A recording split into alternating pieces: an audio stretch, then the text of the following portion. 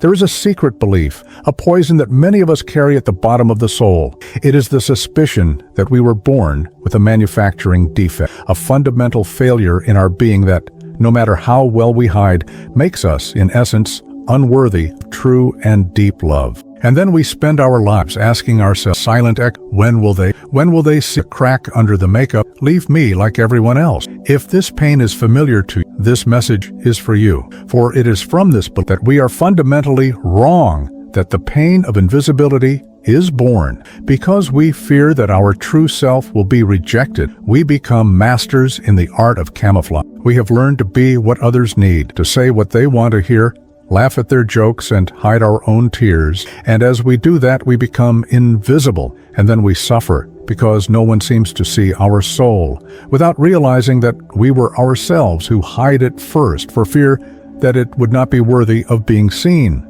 This is why the title of this video, which looks like a condemnation, is actually a precise diagnosis. No one will love you is not a prophet. It is the exact description of an effect whose cause lies in the most important law of the psyche that Carl Jung has taught us. The outside world will always be a mirror of its relationship with its inner. The love you do not receive from the outside is a reflection of love that you denied parts of inside. This you need to understand is that the world can only mirror the relationship you have yourself, and the cure for this is not to become perfect. The search for perfection is the disease itself. Healing is the search for totality. It is the courageous act of accepting that you are a being of light and shadow, and that the love that your soul yearns is not a love that admires only your light. It is a love that has the courage to enter your darkness and not run. But no one can make this journey if you refuse to light the torch yourself. Think of yourself as a vast and old house. You spend your whole life cleaning and decorating the living room, your persona,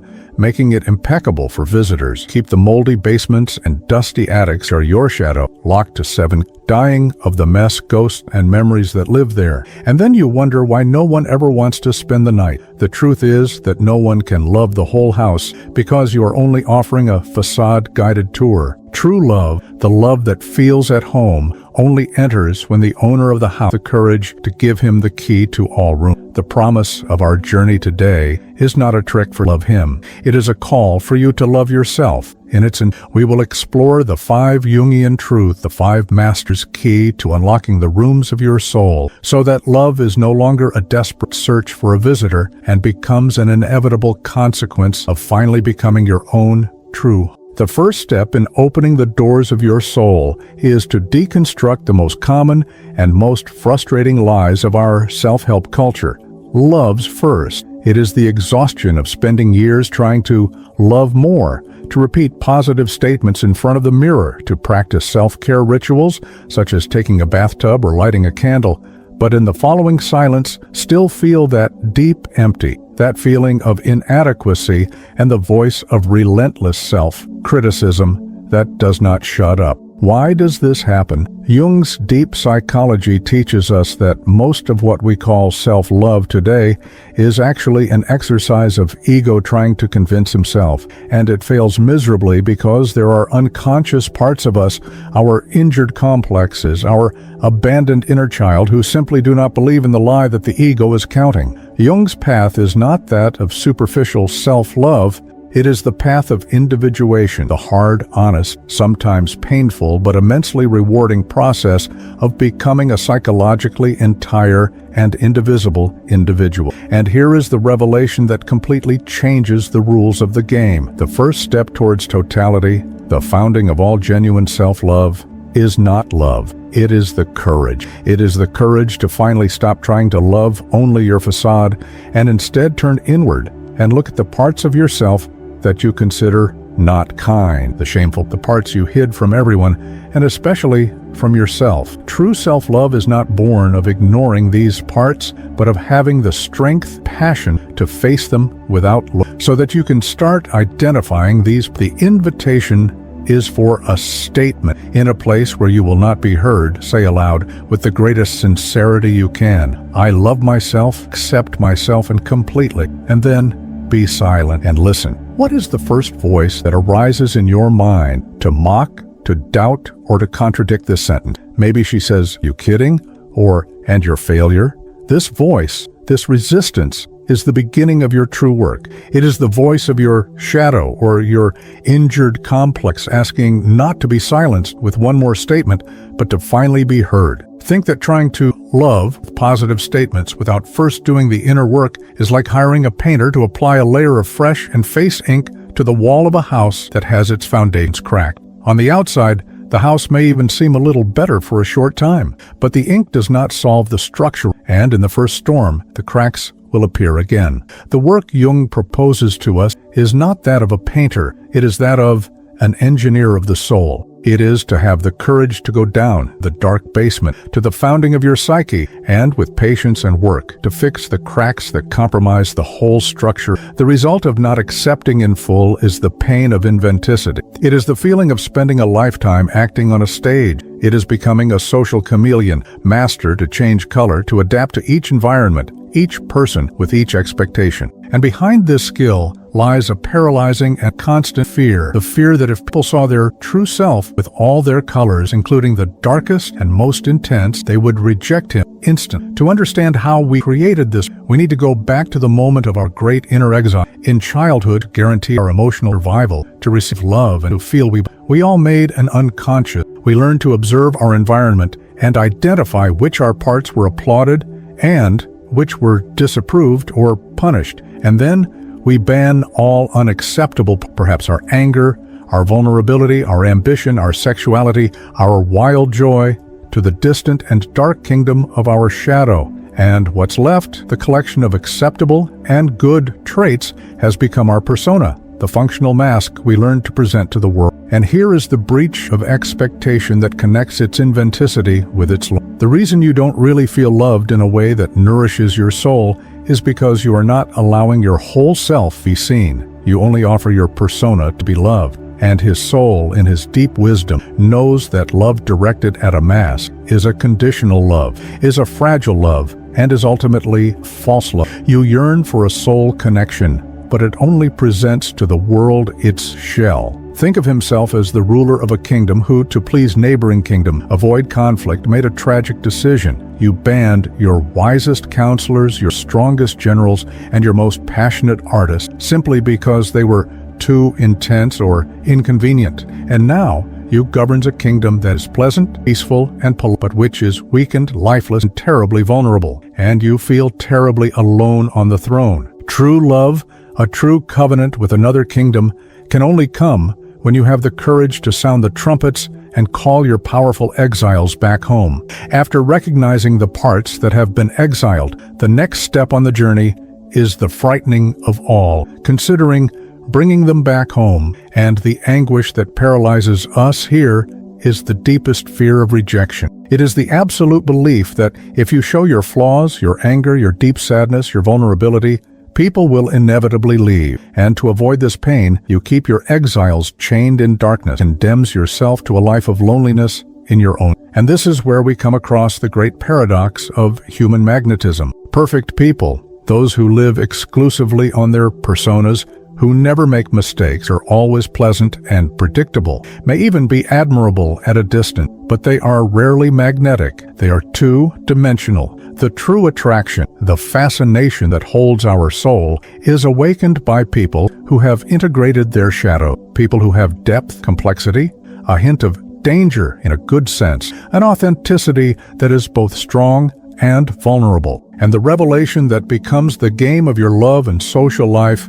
is this: your shadow contains your life force, your passion, your ability to set limits, the power of your no, your most authentic mood, your raw humanity. By integrating this energy, you do not become a bad or difficult person. You become a real person, an interesting person, a reliable person, because you are no longer afraid of yourself, and a safe person of you, because you no longer need the approval of others to be who you are. And people don't fall in love with perfect facade. They fall in love at a soul level with other entire souls, so that you can start testing this truth in practice. The invitation is for a small act of courage. Choose a person of trust in your life. It can be a good friend, a partner, a therapist. And in your next conversation, share with this person an imperfect feeling, or an opinion that you would usually repress for fear of displeasing. Just note what happened. You will find that in 9 of 10 times, this small act of authentic vulnerability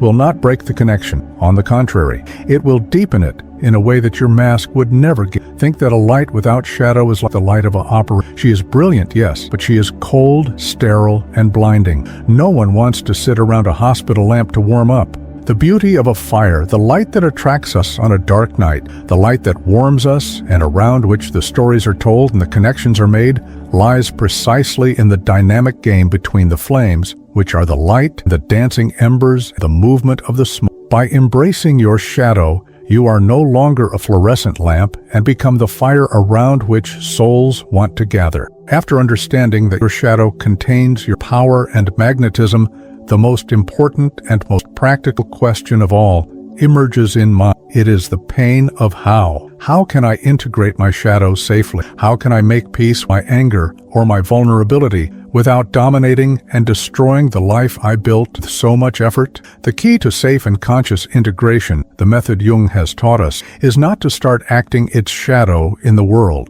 The key is, first, to dialogue with it in the inner world through active imagination. The love you need to find, the love that will cure you, is not someone else's. It is love manifested as the light of your own conscience. It is your ability to look at the darkest parts of, not with judgment, with deep compassion and genuine curiosity. And the revelation that frees him from the fear of approaching his shadow is this: it only becomes destructive when it is ignored, repressed, and exiled. The moment she is seen, heard, and respected by her conscience, she transforms herself. She is no longer a monster who sabots you and becomes her greatest source of power, instinct, and wisdom. Your shadow does not want to destroy you. She desperately wants to participate in her life in a conscious and constructive way. To start this dialogue, the invitation is for a 3-step ritual. First, recognize. Identify a part of you that you normally reject or judge. It may be your lack, your laziness, your anger. And then give it a name or mental image. Visualize it in front of you. Second, dialogue. Now start a dialogue with this part, whether in a diary or a silent meditation. Ask her respectful question. Ask, what have you been trying to tell me for all these years? What is your need that is not being met? What a gift or what force would you bring me if I finally heard it? And then listen to the answer. Listen without judging, with an open heart. And third, integrate. After understanding the need behind behavior, find a small, safe, and constructive way to honor this need. If your shadow represents your anger to have its boundaries disrespected, the integration action can be to use this energy to finally have a calm but firm conversation with someone. If it represents its laziness, which is actually a request for rest, the action may be allowed 15 minutes of rest without guilt during the. Give this energy a healthy and conscious expression. This 3-step process is the beginning of your alchemical marriage, coniunctio oppositorum, of which the alchemist spoke. It is the sacred union between the king, who is his conscious, and the dark queen, which is his shadow, his anima, his soul. And only when these two, the light and darkness, come together on the altar of their conscience, that a prosperous, balanced, and truly integer kingdom, which is itself, can finally be born and rule your life. After all this journey of self-confrontation and integration, one last pain may arise, the pain of disbelief. It is the persistent fear that, even after all this inner work, secure, external love that you, it is the last resistance of the skeptical mind, which fears that its loneliness is, after all, a permanent condition. What deep psychology and the laws of energy teach us is that its state of being issues a field of frequency. When you are in a state of fragmentation, of internal civil war between your light and your shadow, you issue the frequency of need, lack, empty. And this frequency, by a universal law of resonance, can only attract people and situations that also vibrate in this same lack, recreating their patterns of pain. The breach of expectation that concludes our journey is this: by becoming whole, by making up with all parts of yourself, you fundamentally change your energy signature. You get out of the frequency of grace and issue the frequency of the fullness. You stop need love because you have learned to give yourself the love of your own conscience, and this state of magnetic self-sufficiency by this same law of resonance, naturally begins to attract to your life other whole people, other souls that are not attracted to your need, but by the beauty of its totality. And love is no longer a desperate hunt and becomes a meeting of sovereign. To live from this new state, the invitation is for the practice of being. Instead of spending your precious energy searching for a partner, spend this same energy on activities that make you feel more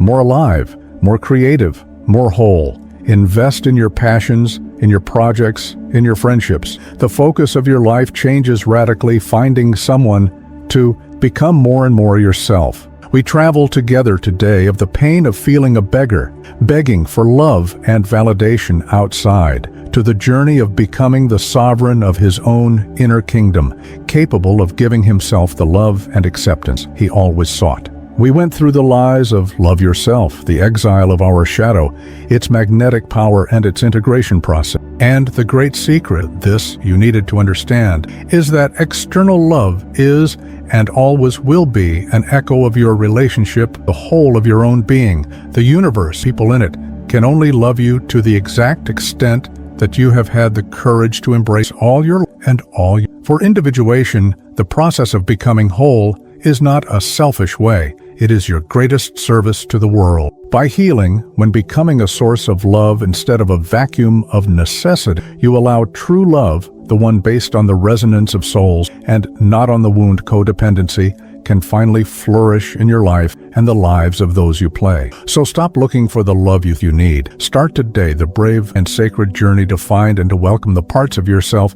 that you once exiled, fear and shame. In bringing them back home, when you will integrate them into your heart, you will find out the deepest truth of all. You were not looking for a lover. You were all the time looking for yourself. And that's when you meet with all your glorious and imperfect totality that love, true love, finally